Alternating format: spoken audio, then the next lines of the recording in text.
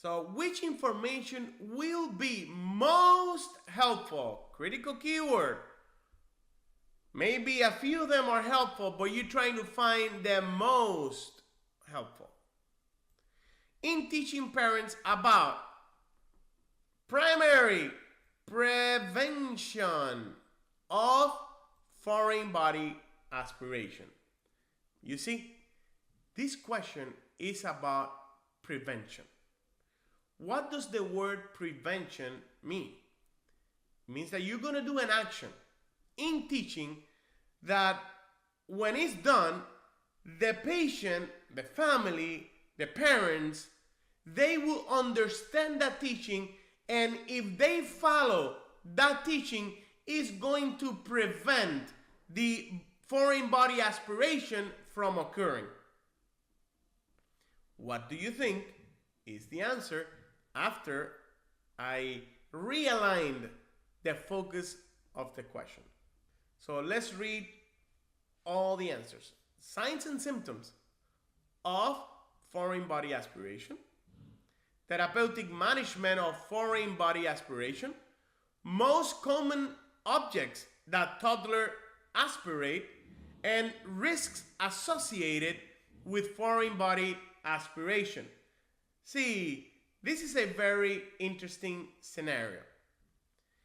And as you review each answer, think, if I do this, would I prevent, or would I help the family, the parents, prevent foreign body aspiration? So answer number one, you're telling the parents, if you see these signs and symptoms, the baby, the child has aspirated. So if you see these signs and symptoms, we have a problem. We have a foreign body aspiration. Telling the family, the parents, about signs and symptoms helps them identify if the child is going through a foreign body aspiration problem, but it does not help the parents prevent it. So answer number one is eliminated.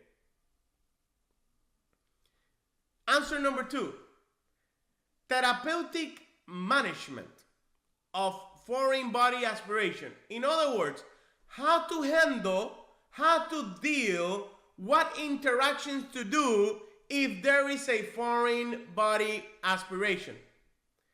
This answer is telling the parents how to deal with the problem, not prevent the problem. So we eliminate answer number two.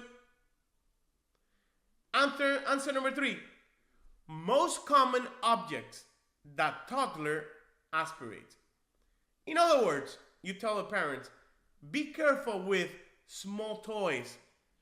Be careful with small pieces of little cars or toys that the child can aspirate on. So if you're careful with this, you will be teaching the parents things to do to prevent the foreign body aspiration. So answer number three makes a whole lot of sense. Answer number three is an excellent teaching to prevent foreign body aspiration. Answer number four, risks associated with foreign body aspiration.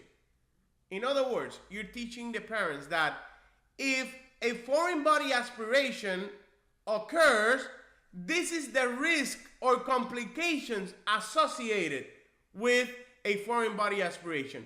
Answer number four does not help prevent. So the correct answer is answer number three.